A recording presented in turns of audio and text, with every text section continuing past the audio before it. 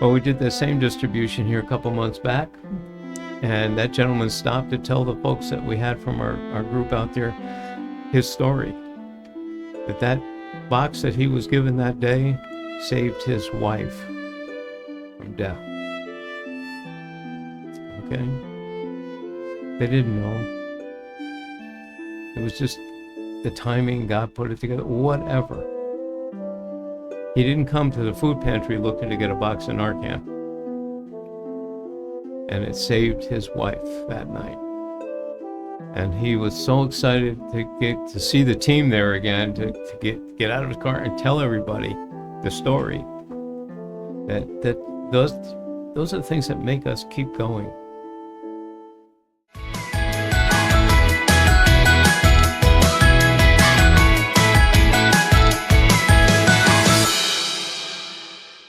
Hey folks, this is Thaddeus. I am at the Flagler Voice Podcast Studio, and I have the Flagler County Drug Court Foundation here in studio with Michael Feldbauer, who is the president, and then I have Renee DeAngelo.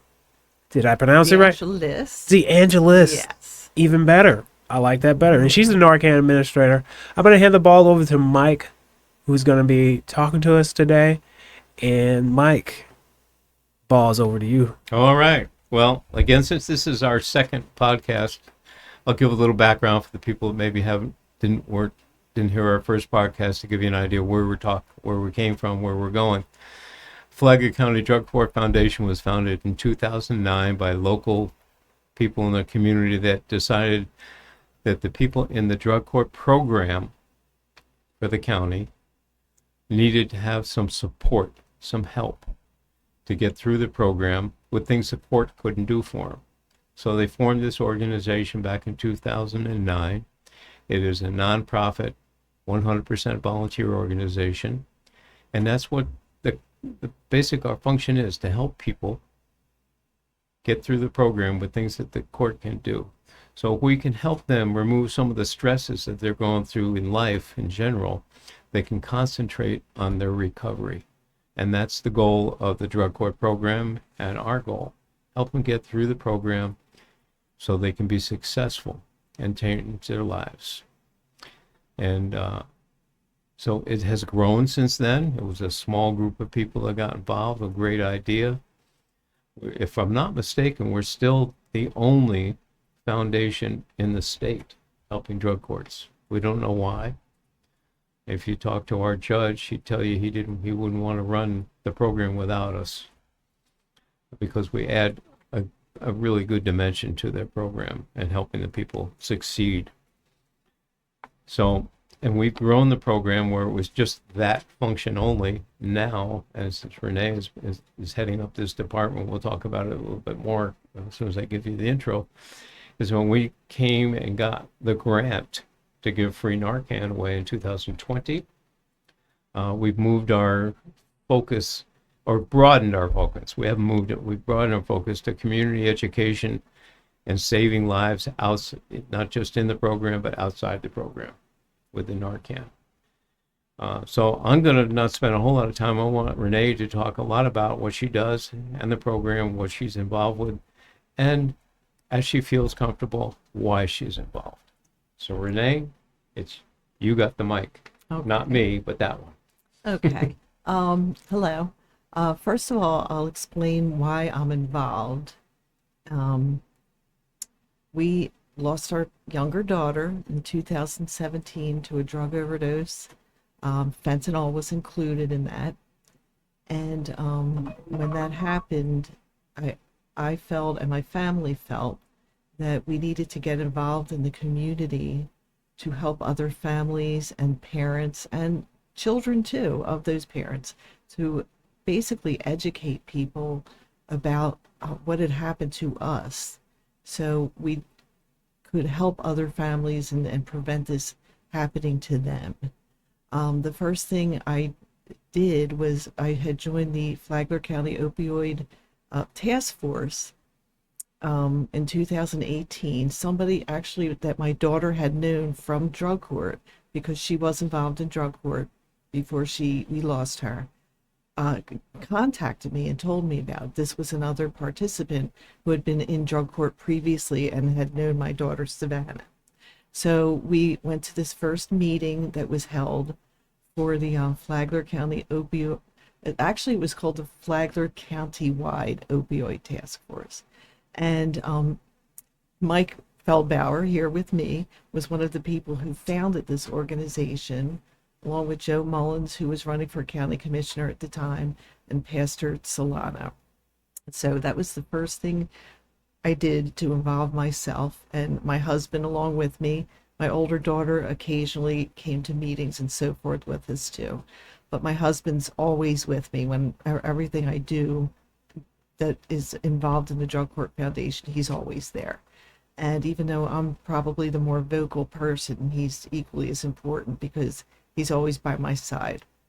So with that being said, I was asked to be the education chairperson for that organization.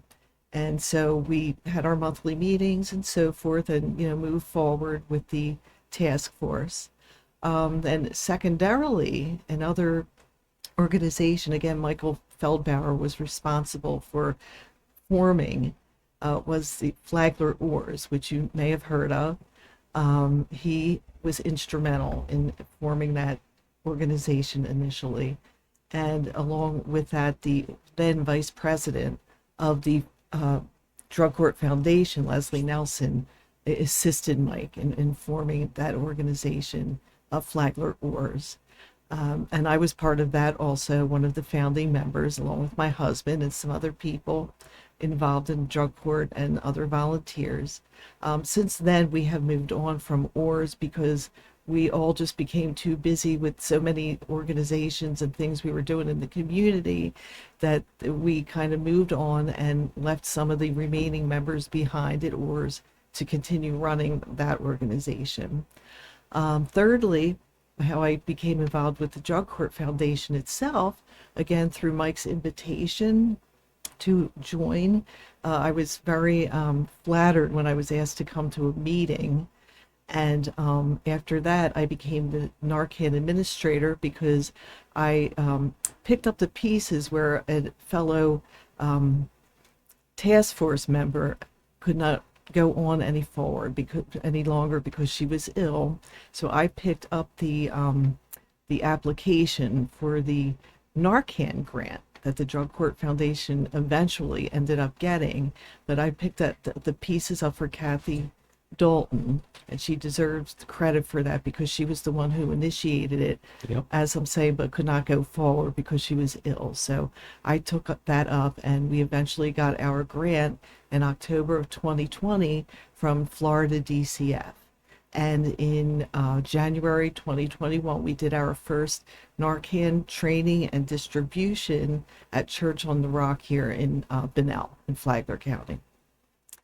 And so what we've been doing since then, for the almost 4 years now since then, is doing Narcan distribution and training throughout Flagler County, primarily at First Friday. That's our ongoing event that we're at every month. But we've done a lot of trainings and distributions in the 4 years throughout the county, at our local VFW and DAV, various churches throughout the region, various businesses, hotels, restaurants. We've given Narcan to and done some trainings. We actually trained the Flagler County Tax Collector's Office and the DMV. Just How about the health department? the health department, actually, previous to that, the summer before that, we trained the Flagler County Health Department. And probably our most major accomplishment to date is that we've gotten Narcan into the school system, into all 10 of the schools physically. Before that, prior to that, the only contact the schools really had with Narcan would have been through their SRO, and that was not really physically within the school, that was outside of the school. We convinced the school board, we worked with them, we partnered with them to carry Narcan within the schools and the nurses' offices. And we are only the second county that we're aware of in the state of Florida out of 67 counties that does carry Narcan within the schools. And we are the first one that has a written documentation as far as a legal issues Procedure. are concerned. Yeah. Yes, so to be carrying Narcan within the schools.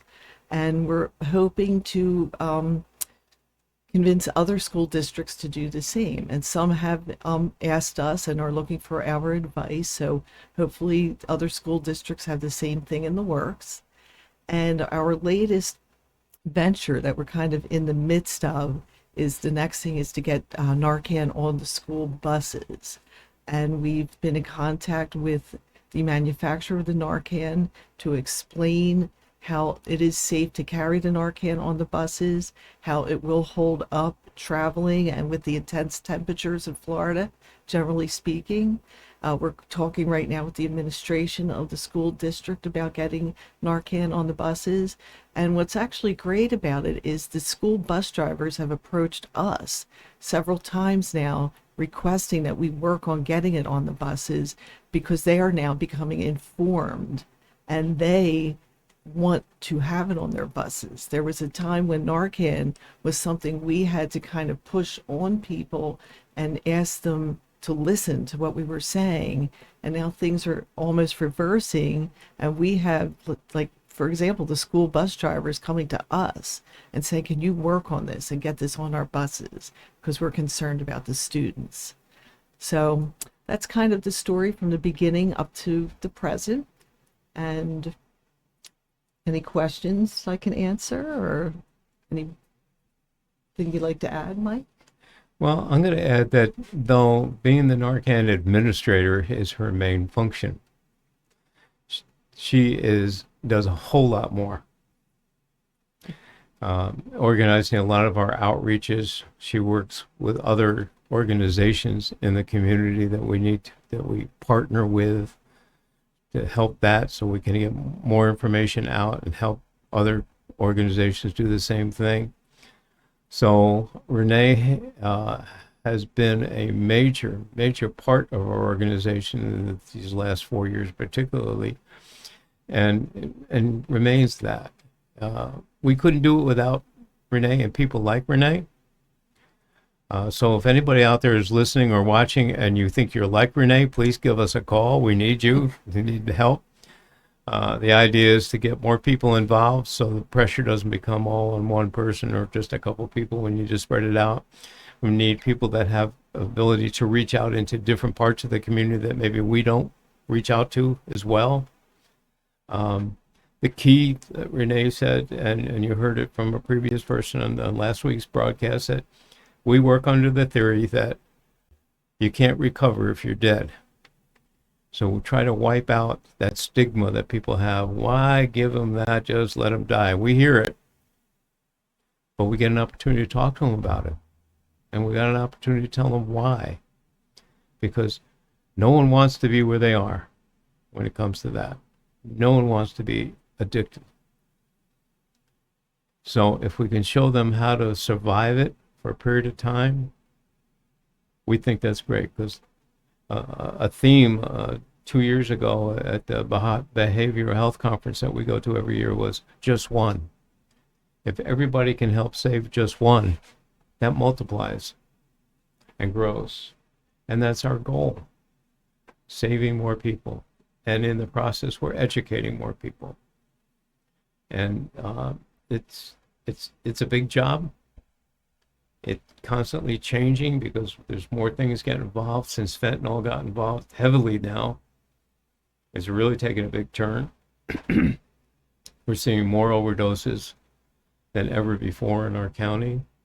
You've probably heard me at several opportunities to mention the fact that we've been between the second and 10th highest overdose county in the last 4 or 5 years in the state of Florida, based on population.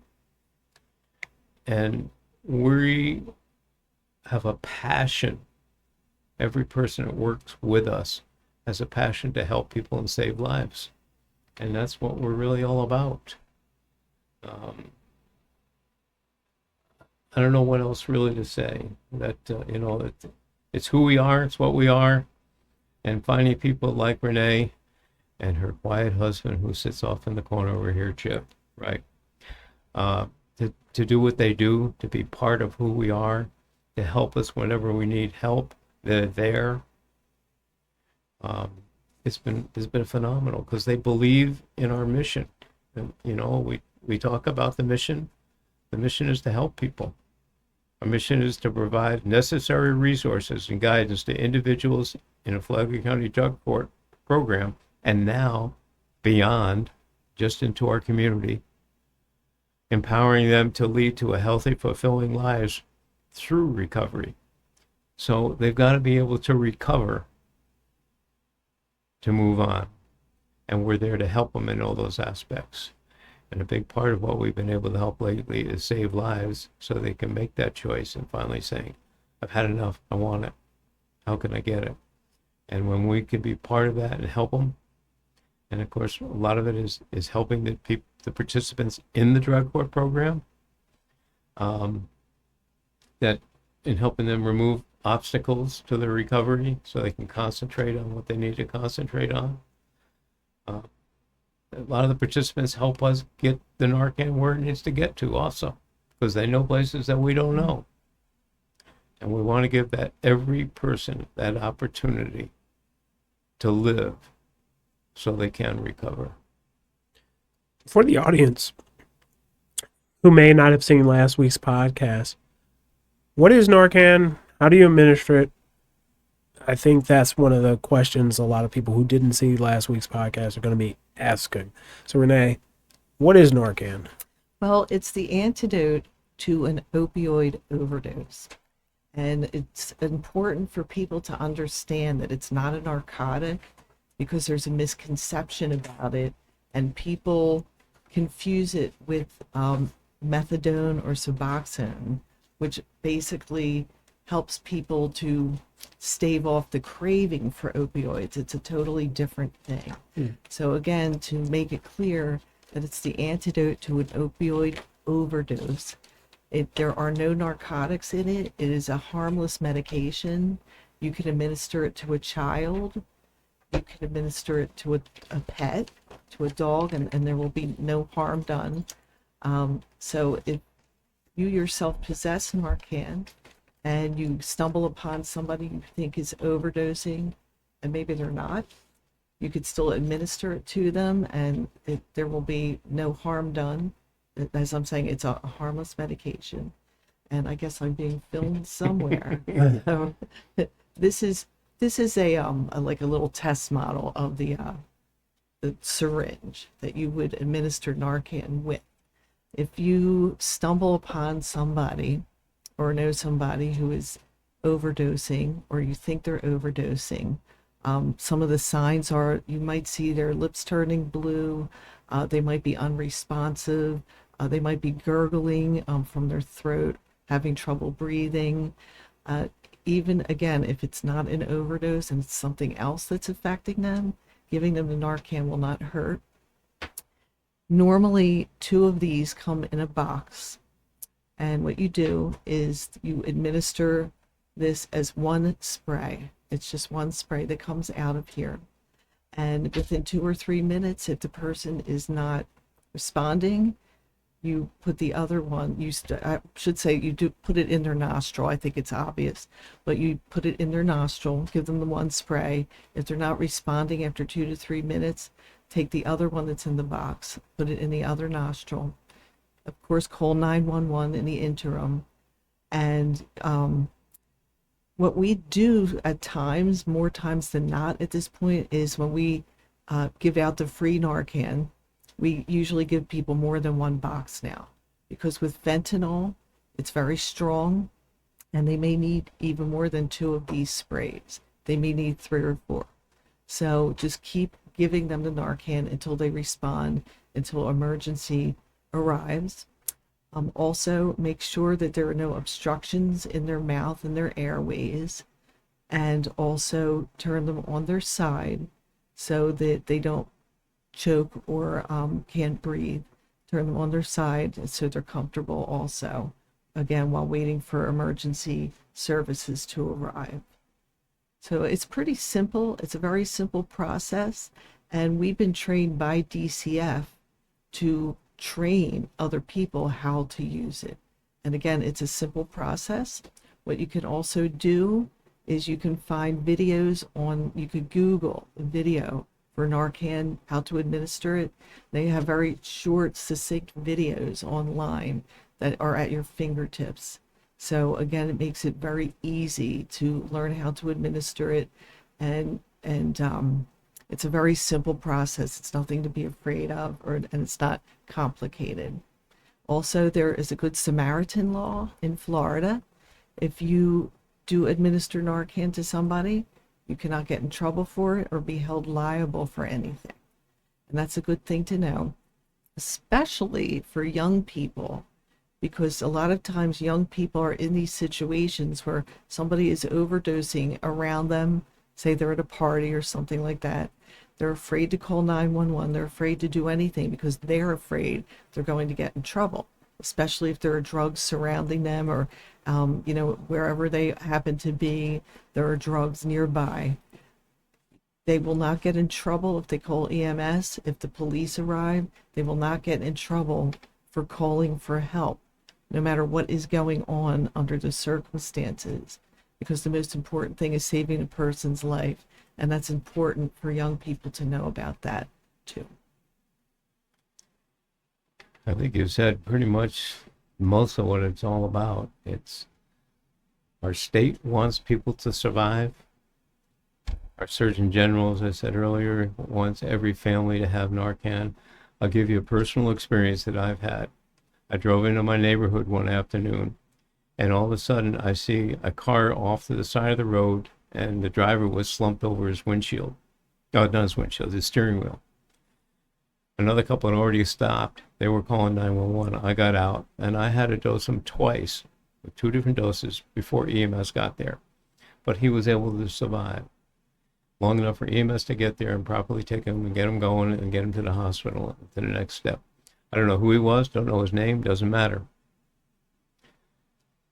So I just carry it in my car because of what we've been trained to do. It was available, and it just blows your mind. A couple years ago, we did a big Narcan distribution at the Grace Community Food Pantry, where they gave out close to 400 and change boxes that morning. And a gentleman called me that night and wanted to tell me that the box that he took, he had to use that night on someone, and it saved somebody's life.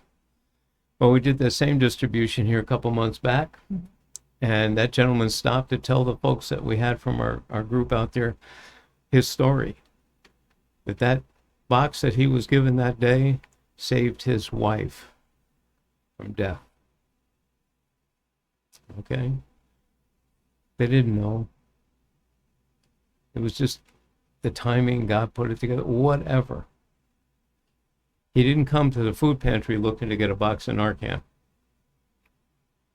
And it saved his wife that night. And he was so excited to see the team there again, to get out of his car and tell everybody the story. That those are the things that make us keep going. Just gives you that opportunity to know that, like, just one. We know for a fact there's probably 30 to 40 people that are the Narcan we've distributed has saved their lives. A lot of times we don't know where it is or who used it or what, so we don't get those reports back. There was a time where the county sheriff's department, their grant writer, either moved or left and didn't tell anybody that their Narcan grant was running out. So I got a call. They got a new grant writer, but they had to get the new grant. So we got a call, and we provided to the Flagler County Sheriff's Department the Narcan they used until the new grant came in. So it's not about us getting credit. It's making a product available to anybody that needs it, that can help and can save lives. And something to add in there, as a footnote, We don't run into this as much as we used to. But in the beginning, when we started distributing Narcan, say at First Friday or something like that, when people would stop at our booth to see what we were giving out, and we would explain it to them, and they'd say, "Oh, I don't need that, and I don't know anyone who needs that." But you have to take it a step further than that and realize you could run into a perfect stranger, out at a restaurant, in a restroom somewhere, somewhere out in public, who suddenly begins to have an overdose. And that is the person that you can help save their life. And as Mike had mentioned earlier, our Surgeon General of the state of Florida would like everybody to have Narcan in their home, regardless of any addiction issues or anything like that. He would like it to be treated as commonplace as just regular aspirin. And for instance, I carry it in my handbag, we carry it in our car, and we encourage everybody to have some with them, just in case there's somebody else that they don't even know that they need to help. And it's just a good thing to keep in the back of your mind because of the predominance of the not only addiction problem we have in our country, but the fentanyl problem. And not only people who are addicted take fentanyl, but there are also accidental poisonings that are becoming more and more prevalent, especially again amongst young people who have no idea that something they're ingesting may have fentanyl in it. I believe the latest government reports, federal government reports, are if you get something off the street, and it doesn't have to be just a pill, it could be weed or anything else, meth, whatever, there may be a good chance that it will have fentanyl in it. I believe the statistic is 7 out of 10 chance. So you're really playing Russian roulette if you get something off of the street that is not a prescription. If it is not from a drugstore, don't take it because you don't know what is in it. And again, we have to be prepared for that, because now what is also happening, besides just addiction being an issue for our society, a lot of young, unsuspecting people, very young, they could be in middle school, are dying without even knowing what it is that they took. And it's just devastating for their families and their parents also. So Yeah. 2 years ago in October, up in St. Johns County, a young schoolgirl, I think she was around 12 or something, brought a bag of candy to school, and the teacher said, no, I'm going to hold it. We're not going to give that out while the kids are at school. And we don't know what drove that teacher to have that candy checked, but there was enough fentanyl in that candy to wipe out the entire school. We don't think the girl brought it there for any intent. We don't know where she got it, whether it was family or somebody, whatever. But those are the kinds of things that we have to be, sorry to say, we got to be prepared for today. We had a report from one nursing home. A lady in her 90s was actually had a legitimate fentanyl patch for whatever she was going through, but it was too much for her body, and she overdosed. But they had the Narcan, saved her life, was able to readjust to give her the right dosage so she didn't have to deal with that. So again, changing the attitude. People that need this are not necessarily the people you think need it. It can be everybody. It can be you. What we try to tell people today, even your best friend gives you something, don't take it, because they might not know where it came from. There's so many fake pills on the market that look real because you can get on the black market. You can buy these machines that make it all look like legitimate prescription. So what we're saying to the whole community, we need to be careful, and you have an opportunity. Narcan at home is like CPR. You want to save somebody's life? You want to have an AED in your business? You need Narcan. And actually, to kind of take that full circle, because in the beginning I started my story about us losing our daughter in 2017. This happened in our home.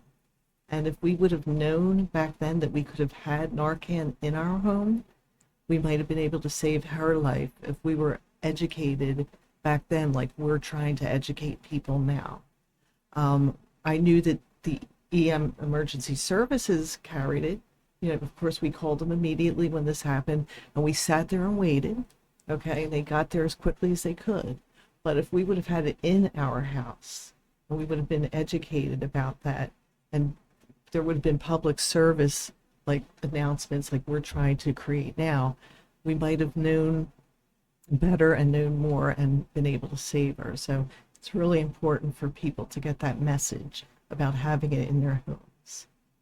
No, absolutely. And Mike, would you tell the people how they can support you and how they can best contact you? Sure. For support, we're always looking for volunteers that want to join our organization. If you have a heart to save or help people, we need you. To contact us, you can contact me directly at 401-864-6997. You can go to our Facebook page. It's the Flagler County Drug Court Foundation. You can go to our website, which is fcdcfoundation.com. Check us out there. We're at first Friday every month. We missed this week because it got rained out. If you want to come down and meet some of the team and see how we do, there's an opportunity there. So we need people and we need money. We have a fundraiser coming up in November, so if you ride motorcycles, drive Jeeps, drive trucks and stuff, it's called a Ride for Recovery. Any vehicle that's, whether it's one wheel, two wheels, three wheels, or four wheels, as long as you can stay on the highway or in the back roads, you're welcome to join us. We'll have a good time. If you're a golfer, we have that coming up in the spring. So physical help, financial help, we need you. If you want to help us physically and be part of it, we need you to have a heart to help people. We are a 100% volunteer organization. And so you need to want to have that desire. If you got that desire, we have a need for you. And also, I'd like to add it to that information. If you would like to be trained or you would like free Narcan or both, you can also directly contact me at flaglarnarcan@gmail.com. That's perfect. Folks, you guys have heard Mike and Renee talk about Narcan. You know, Mike has his stories, Renee has her story.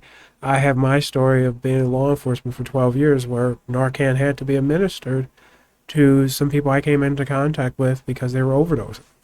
Having this Narcan on your person or in your car can save lives. You know, seconds matter when it comes to saving a life. And if you have that Narcan there, you can keep that person alive for EMS to get there so that they can get that additional treatment. Again, Renee was talking about the Good Samaritan law. In Florida, if you are administering Narcan, you are covered. So it's best to have it. You don't know. Somebody could be accidentally exposed. So make sure you guys reach out to Renee and Mike to get involved, to help. There's different events that are coming up. A Ride for Recovery that's coming up in November. You know, we had the golf tournament recently, and it's going to be reoccurring next year in the spring. It's a fantastic event. Golfers come out to get connected and that sort of thing. But also, there's a Club 100 that Mike has as well. It's businesses here that need a tax write-off. This is a great opportunity to donate. What is it, $120? Yeah, our goal is to get 100 minimum, 100 local businesses in Flagler County to donate $120 a year. That's $12,000 a year. That makes our fundraising a lot easier and gives us the additional funds we need to expand what we're doing, because every year we find there's more to be done, and most of the more to be done costs. Yeah. So any way that we can help raise funds, that seems like a simple thing for business. It is a legitimate write-off. We are a legal 501(c)(3). You can check us out on sunbiz.org and confirm all that information. So anything that a company donates is a write-off. And we'll certainly accept more than the 120 if you want to. So that's just, it was just another way that we looked at that doesn't take a lot of stress to do it. Just getting the word out to the businesses to say, here's an opportunity to help save lives. Absolutely. So, folks, again, remember to reach out to Mike, Renee, get involved. This is an issue. Fentanyl overdoses, heroin overdoses. This is a real issue here in this community. A lot of people don't think about that when they think, oh, Palm Coast. But get involved, help. It can obviously save a life. So this has been Thaddeus at the Flagler Voice Podcast Studio, where we had the Flagler County Drug Court Foundation here in studio.